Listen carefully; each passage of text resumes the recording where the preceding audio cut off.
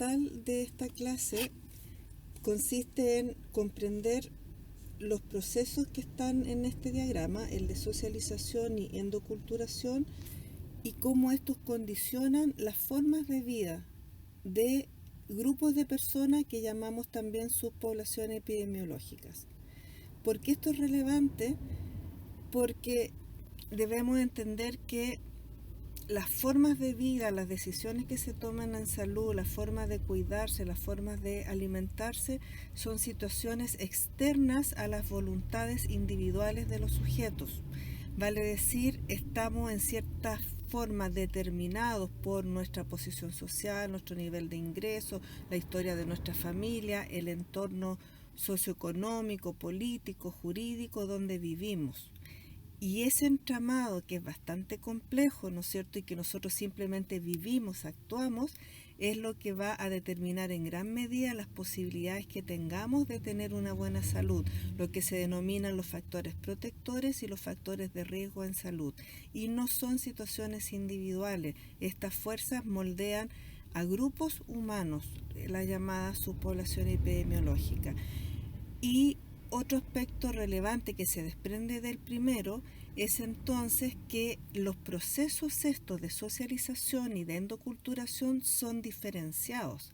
O sea, dependiendo del grupo social donde nosotros nacemos, la cultura donde nosotros nacemos, la forma de vida en definitiva donde nosotros nacemos, la que va a condicionar de qué forma voy a ser endoculturizada y de qué forma voy a ser socializada. En el material de apoyo les dejo algunas diapos, ya que esta clase es sintética, respecto a los capitales, porque finalmente la posición que yo tengo va a determinar el capital social al que tengo acceso. El capital social, cultural y económico es, como quien dice, una gran torta, ¿no es cierto?, como la riqueza, lo bueno de la sociedad, y también lo malo, ¿no es cierto?, lo que no nos puede ayudar en la salud. Y el acceso a eso va a depender de nuestra posición. Entonces, ¿qué es lo que se dice? Que la endoculturación y la socialización, ¿no es cierto?, que van a determinar el acceso al pool cultural. Y ese pool cultural, que es esa torta, ese capital social, político, económico también, porque eso está todo junto, va a determinar cuáles son las posibilidades conductuales que yo tengo para tener una buena salud, lo que se llama el repertorio conductual. Eso es lo sustancial. Entonces, a modo de síntesis, ¿qué es lo que dice esta diapo? Que hay un proceso de socialización y de endoculturación que modela nuestra forma de vida y que está más allá de nuestra voluntad individual. Y esos procesos dependen de nuestra posición socioeconómica, o sea, de los determinantes sociales. ¿Ya? Entonces, de acuerdo a cómo yo fui socializada y endoculturizada, que va en función de mi posición económica, voy a tener acceso a una parte de los capitales sociales, políticos y culturales de una sociedad. Y mientras más yo acceso tenga a esos capitales, voy a tener más posibilidades de comportarme de manera protectora para mi salud, lo que se llama repertorio conductual. Entonces, una persona, en definitiva, que tiene menos repertorio conductual, por ejemplo, que conoce menos alimentos y menos las propiedades de los alimentos y menos los daños que pueden producir los alimentos conservados, que consume menos verdura, menos fruta, etcétera, que tiene menos nociones generales y menos conductas cotidiana en su vida para alimentarse bien, come menos verdura, come menos fruta, come platos menos equilibrados, come de deshoras, come comida chatarra, por ejemplo, tendría entonces menos posibilidades de alimentarse bien y de tener una mejor salud. Eso, en síntesis.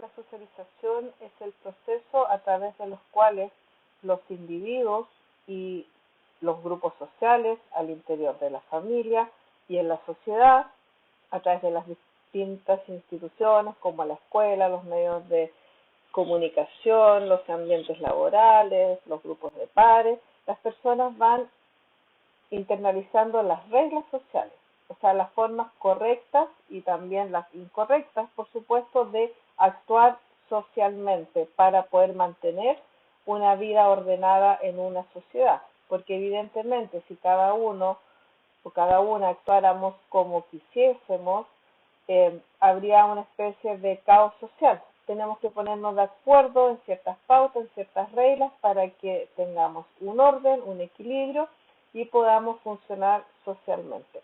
Ahora, la socialización, de acuerdo a la psicología y la sociología y la antropología, tendría diferentes momentos. Se habla de socialización primaria, que es la que se da desde que las personas nacen hasta más o menos los 6 años al interior de la familia, y esa socialización parece ser la más importante porque es donde el sujeto aprende la noción del yo y diferenciar del yo, ese ego de los demás, y aprende que hay una vida social y que se debe actuar no solamente en función de las propias necesidades, sino que también en función de las necesidades del grupo. La socialización primaria contribuye a lo que se llama en psicología la formación de la estructura de la personalidad. Y evidentemente que como varían las familias, también las reglas y las normas varían de persona en persona, de familia en familia y de grupo en grupo. La otra socialización sería la socialización secundaria, que se da fundamentalmente en las instituciones sociales. Estamos hablando también ahí de la escuela, por ejemplo, y del trabajo. Y luego se habla de la socialización terciaria o resocialización. Eso ocurre cuando una persona cambia de un ambiente. Por ejemplo, si se va de un país a otro, tiene que aprender el funcionamiento de otras reglas, de otras normas sociales. También puede ocurrir si la persona misma cambia de rol o de estatus. Por ejemplo, ustedes son enfermeras, tecnólogos médicos, estudiantes de medicina, y ejercen, se gradúan, y luego por esas circunstancias de la vida tienen algún problema con la justicia y son encarcelados. Va a cambiar el estatus social que tengan, porque sociológicamente se asume el estatus más bajo de las personas. O sea, las personas, no importa que sean profesionales, si mataron a alguien o si robaron, pasan a ser asesinos y delincuentes. Entonces tiene que la persona desde esa nueva posición, rol, estatus social, aprender las nuevas reglas, digamos, porque la sociedad lo va o la va a tratar de forma distinta.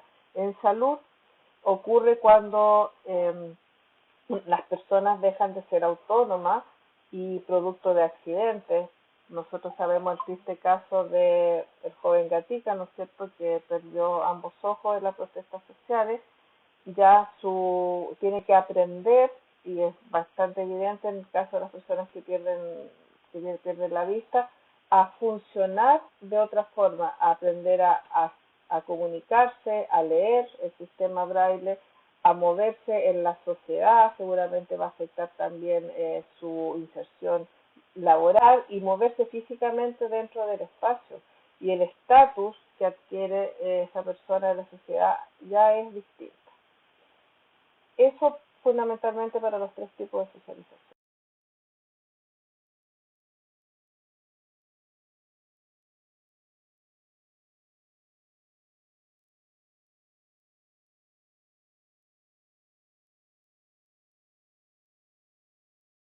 En este esquema podemos observar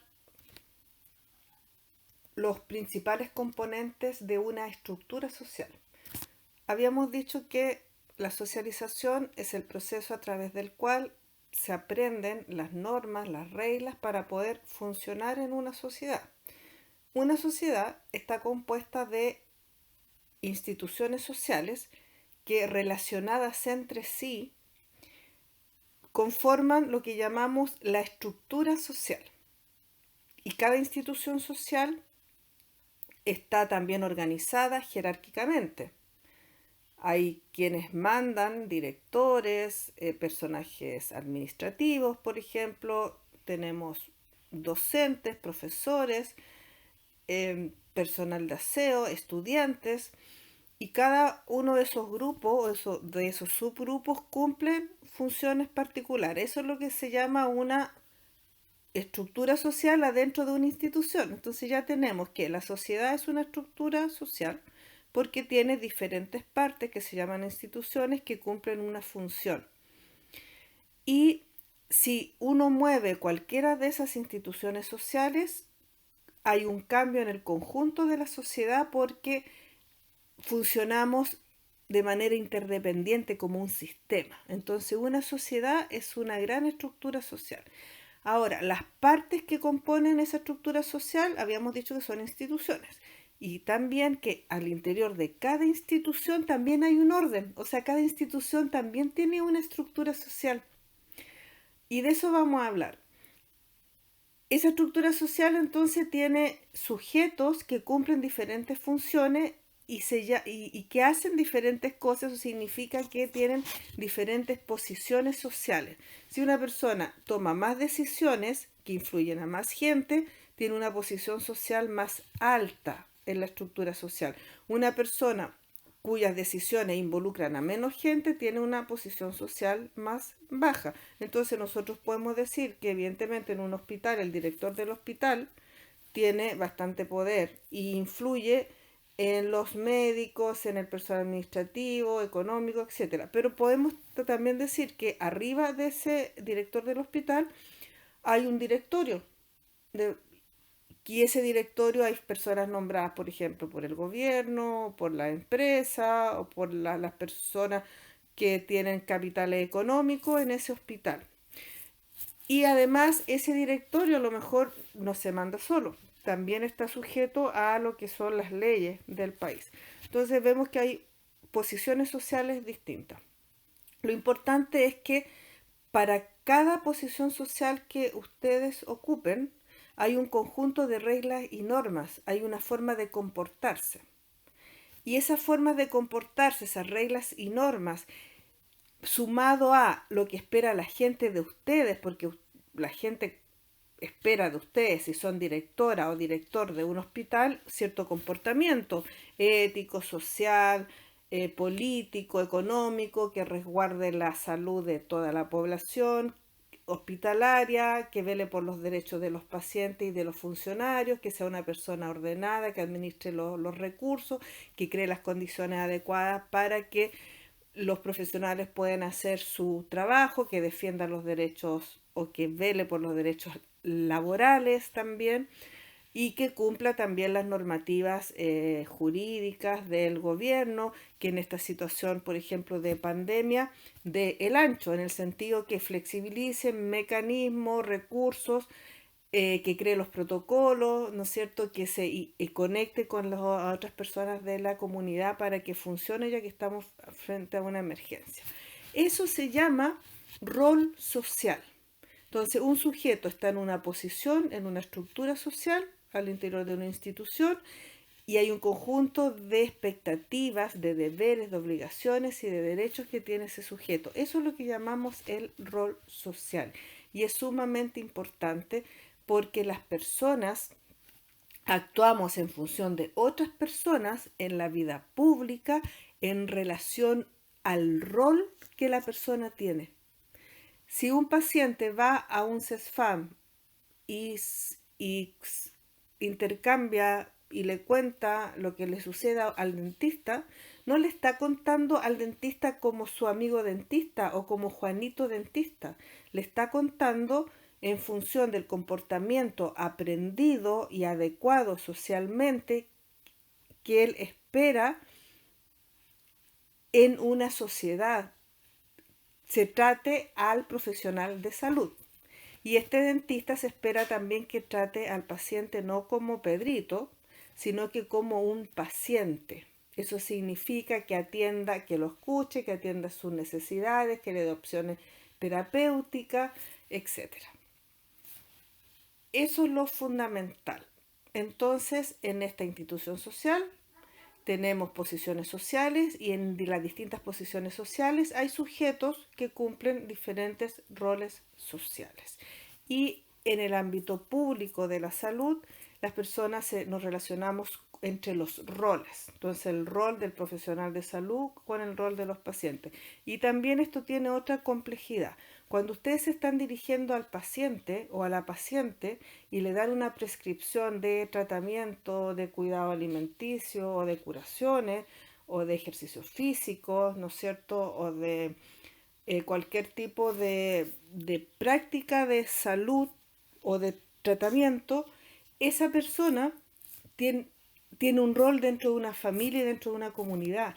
Entonces, la posibilidad, la factibilidad que tiene de adherirse al tratamiento, de ejecutar, de seguir las indicaciones y las prescripciones de los profesionales de salud, depende del rol que tenga dentro de la sociedad y el rol que tenga dentro de la familia. Dentro de la sociedad, por ejemplo, si puede eximirse de trabajar, si usted le dicen puede hacer esta fuerza y esta fuerza no la puede hacer, o tiene que hacerse estas curaciones cada 2 horas.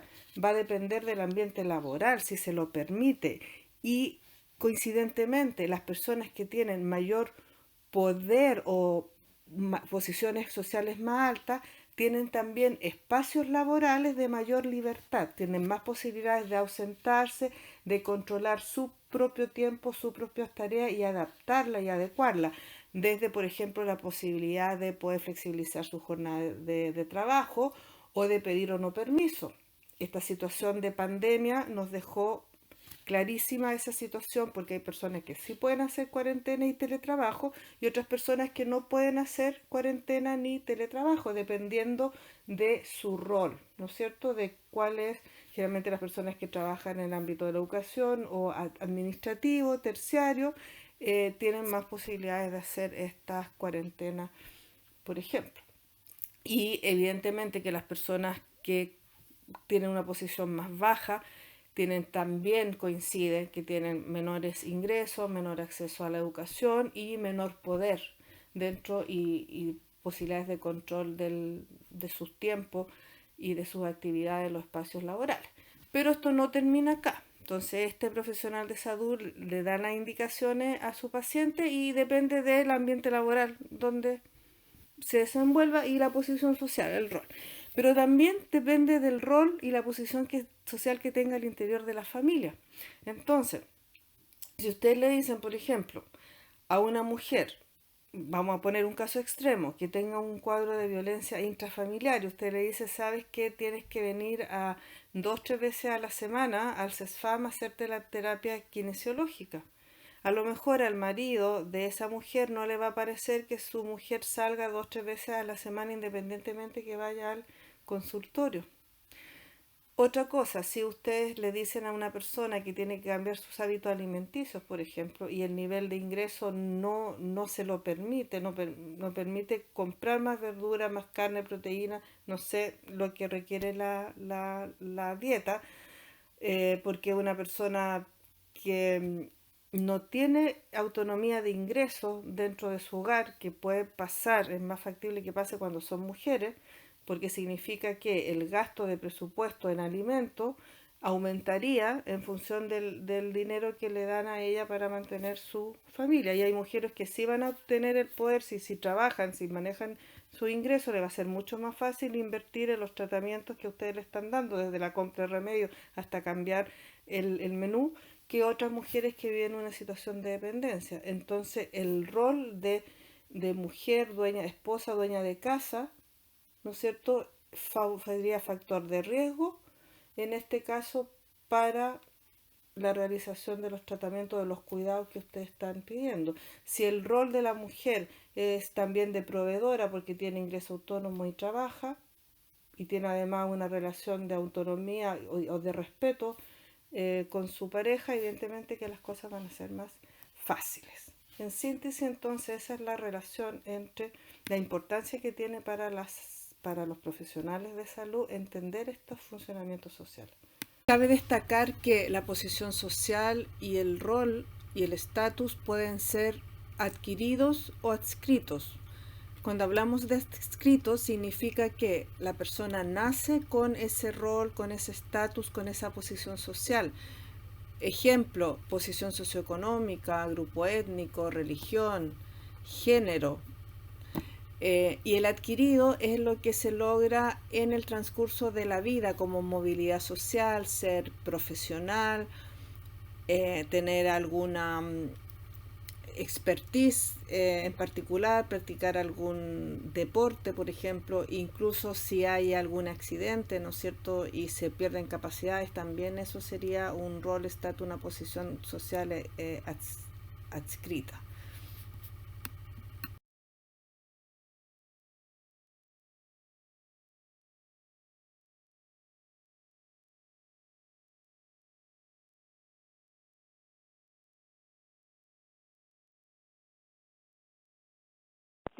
Cultural son las ideofacturas.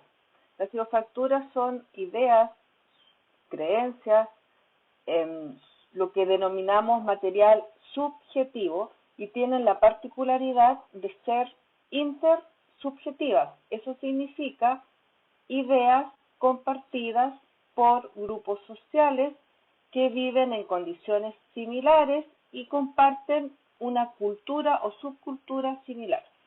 Las ideofacturas son importantes porque orientan nuestra conducta. En definitiva, dependiendo de cómo nosotros definamos una situación, si mala, por ejemplo, o buena, vamos a actuar de una forma distinta. Las ideofacturas, si son valores, también nos orientan de manera distinta. Si para nosotras, por ejemplo, las mujeres, decimos que vestirnos con ropa negra, café u oscura es propio de clases sociales medias y bajas, entonces vamos a elegir si nos sentimos identificados con grupos sociales medios altos, con colores de moda o propios de esos grupos sociales. Ahora, las ideofacturas se podrían clasificar, esto es para que simplemente lo consideren como cultura general, en folkways, que son costumbres, tipificaciones, ¿no es cierto?, lo que nosotros podemos llamar estereotipos, y recetas de acción, que es como a modales en la mesa, por ejemplo. Y lo otro son los MOR, que son normas, reglamentos y leyes. Toda regla se puede definir como tal si nosotros la transgredimos y eso tiene un castigo. Una norma puede ser no escrita, sino que simplemente la costumbre de tener buenos modales en la mesa o tener buen trato con las personas. En el caso de los buenos modales en la mesa, podría ser más cerca de los folkways, ¿no es cierto?, como costumbre, pero si esos buenos modales no se cumplen en situaciones sociales específicas, puede ser simplemente excluido de un grupo. Hay otras normas que tampoco están escritas, pero son importantes. Si usas un lenguaje inapropiado en una situación social, laboral o académica y eso es reiterado o lo haces frente a autoridades, si bien no está escrito en la ley, tú no necesariamente puedes decir un garabato, no necesariamente tienes que decir un garabato para que si tu trato es despectivo e inadecuado, pueda ser simplemente expulsado de ese grupo social o de esa situación social. Otra ideofactura son las creencias, por ejemplo. Son supersticiones de lo sagrado, los mitos, los rituales. Y esas creencias también tienen mucha relación con la salud. Las personas pueden creer que si sube la temperatura lo que hay que hacer es arropar al paciente, al enfermo, para que transpire. También las personas pueden creer, por ejemplo, que una persona que tiene diabetes, que no debe consumir alimentos azucarados y ella o él tienen una representación de lo que es el azúcar. Por lo tanto, si es blanca y granulada, eso es azúcar, o si está en pastel, eso es azúcar. Pero el pan blanco o otras manifestaciones del azúcar pueden simplemente no diferenciarlas. Ese es el tema de las creencias, que tiene mucho que ver con la cultura y la salud. De hecho, hay un modelo, ¿no es cierto?, de que estudia específicamente cómo las creencias de los grupos humanos influyen en la salud. Otra ideofactura serían los valores. ¿no es cierto?, lo que ya habíamos hablado de lo bueno, lo bello, lo noble. Si se une el valor de lo bueno y bello en términos del cuerpo, con la salud es una muy buena unión. Si un cuerpo bello es un cuerpo delgado, atlético, en buena condición física, nos ayuda mucho. ¿Qué es lo que está pasando en esta época? Salvo que vayamos a extremos, ¿no es cierto?, donde un cuerpo excesivamente delgado, donde se vean todos los huesos, que sea solamente hueso y piel, es lo bello, entonces ahí estamos en problemas. Ustedes saben perfectamente que antes, en la época media, lo bello eran los regordetes, las formas redondas. Tenemos diosas de 7.000 años atrás que eran estatuillas con mujeres con caderas anchas, senos prominentes y gorditas. Entonces, los valores son otras idiofacturas, y también tenemos valores como instituciones, que ya es bastante más complejo. La idea de lo que es una familia, de lo que es un ejército, de que es una escuela, de lo que es una iglesia.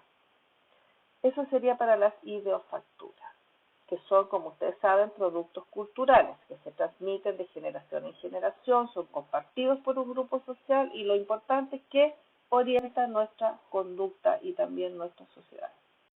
De pauta cultural es la alimentación. Por ejemplo, nosotros nos alimentamos no solamente para nutrirnos, sino que cuando nos alimentamos también estamos formándonos y nutriendo significados, sentidos de la vida. Hay valores, hay representaciones socioculturales que guían, por ejemplo, lo que nosotros vamos a comprar, lo que nosotros vamos a consumir. También guía lo que nos representamos como algo que es nutritivo o que no es nutritivo. Los alimentos, además, no son elementos aislados, únicos, objetivos. Los alimentos dependen del significado que se le dé dentro de un grupo social. Por ejemplo, si tú consumes completos, no es lo mismo que servirte una pizza en un restaurante, no es lo mismo que servirte canapé de caviar. El significado que tienen los alimentos son construidos socialmente. Otra situación relacionada con la cultura como condiciones que no nos damos cuenta y que determinan nuestra conducta es, por ejemplo, que cada uno de nosotras y nosotros tenemos una idea de lo que son los alimentos ingeribles de los que no lo son. Sin embargo, esa situación rara vez está basada en evidencia científica, ¿no es cierto?, biológica, de la ciencia propiamente tal, sino que en gran parte obedece a factores culturales. El hecho de que nosotros no consumamos algún tipo de roedores, por ejemplo, de pájaros o de hierbas, que las consideremos malezas, que las consideremos no aptas para el consumo humano, es un tema muy cultural. De hecho, lo que ha pasado en la historia desde que la alimentación pasó a ser un bien de consumo es que se ha restringido enormemente nuestro acervo, nuestro abanico de productos de la naturaleza que considerábamos aptos para la alimentación.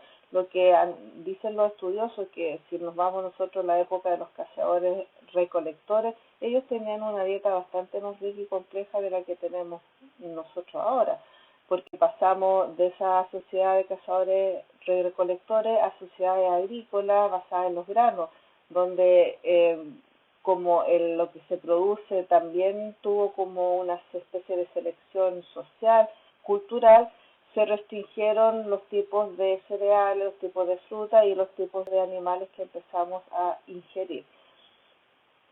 La enseñanza de esto es que bastantes situaciones que naturalizamos como normales tienen una base cultural, y que la cultura es bastante más fuerte y nos condiciona bastante más de lo que nosotros y nosotras mismos podemos pensar. Se plantea, respecto a la relación entre la cultura y la cultura alimentaria, entonces, que la alimentación está ligada a valores y representaciones socioculturales que guían el consumo más que los elementos biológicos y nutricionales. Significa que los alimentos tienen diferentes significados de acuerdo a los grupos sociales. Los grupos sociales, las subpoblaciones epidemiológicas, determinan, por ejemplo, los alimentos que pueden ser ingeridos, aquellos que pueden ser masticados, aquellos que pueden ser digeribles y dependiendo para qué personas, ¿no es cierto? Hay alimentos que pueden ser digeribles para adultos mayores, otros que son permitidos o prohibidos para bebés, otros que son propios de consumo de adolescentes o de hombres o de mujeres. Es bastante complejo el conjunto de reglas de la cultura respecto a la alimentación.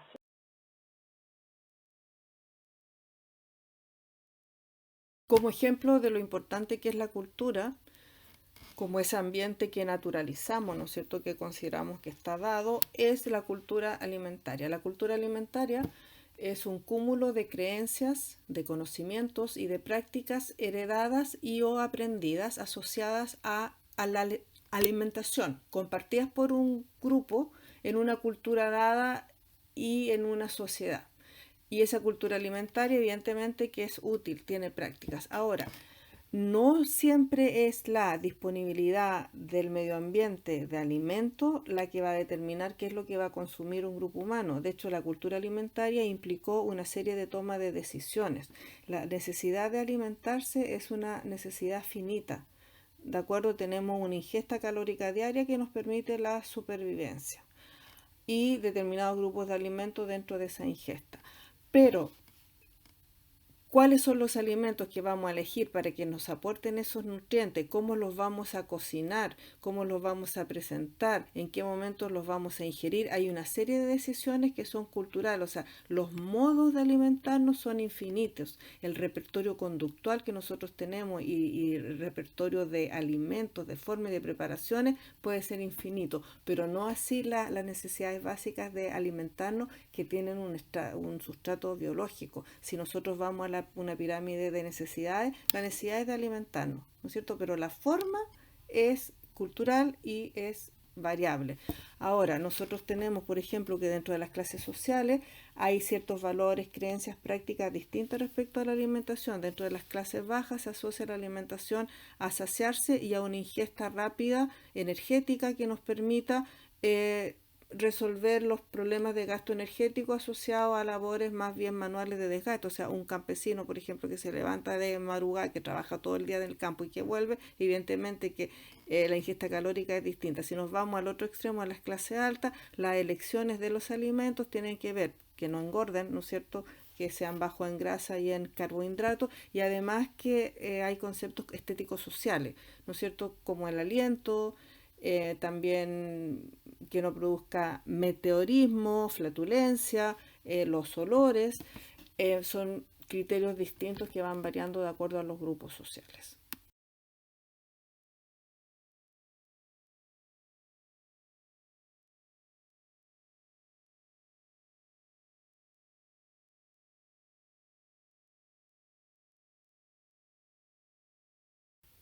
Acabamos de ver el proceso de socialización.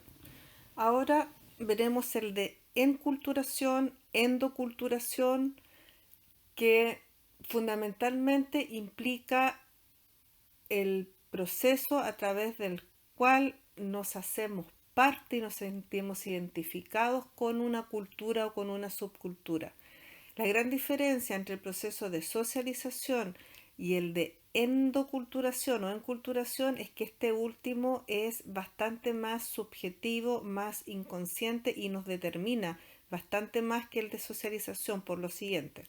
Una persona puede socializarse y funcionar en una cultura distinta, o sea, un inmigrante llega, un haitiano llega a Chile y aprende cómo tomar la micro, cómo comportarse en un ambiente laboral, aprende a participar en nuestras fiestas, en nuestra canción nacional, ve nuestros paisajes, ¿de acuerdo?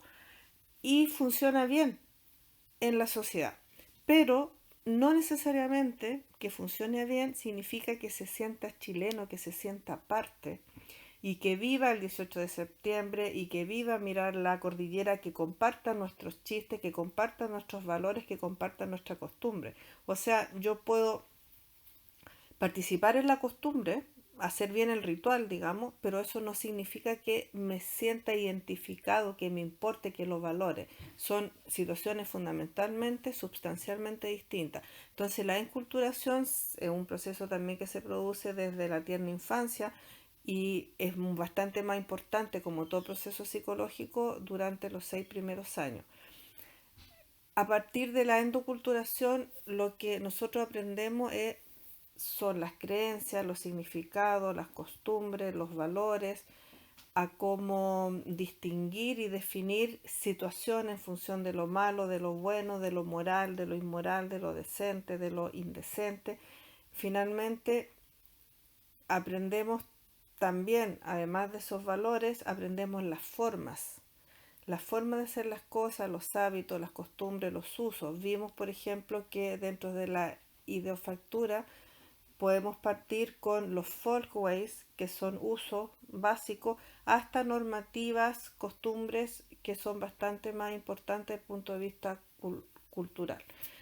Otra característica de la enculturación es que es absolutamente, o sea, una parte importante es inconsciente, porque nosotros encontramos natural, normal, decente, nuestra forma de vida, nuestros gustos, la forma que nos vestimos, de lo que hablamos, cómo lo hablamos, en qué espacio lo hablamos.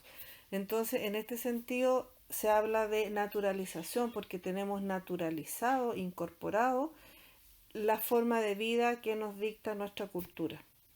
Entonces, vamos de ejemplo, el estereotipo de lo femenino y lo masculino, independientemente que podamos tener una idea que está mal, el machismo, por ejemplo, hemos sido criadas y criados desde chiquititas y chiquititos a que este es un comportamiento varonil y este es un comportamiento femenino.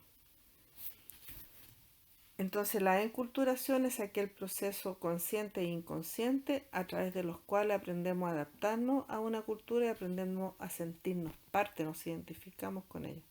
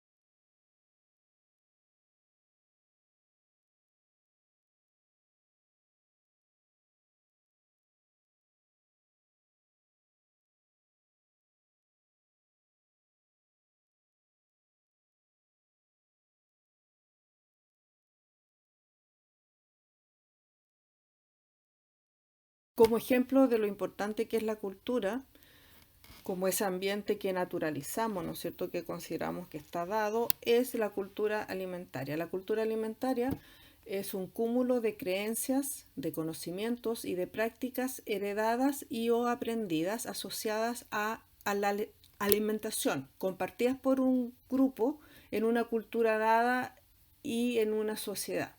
Y esa cultura alimentaria, evidentemente, que es útil, tiene prácticas. Ahora, no siempre es la disponibilidad del medio ambiente de alimento la que va a determinar qué es lo que va a consumir un grupo humano. De hecho, la cultura alimentaria implicó una serie de toma de decisiones.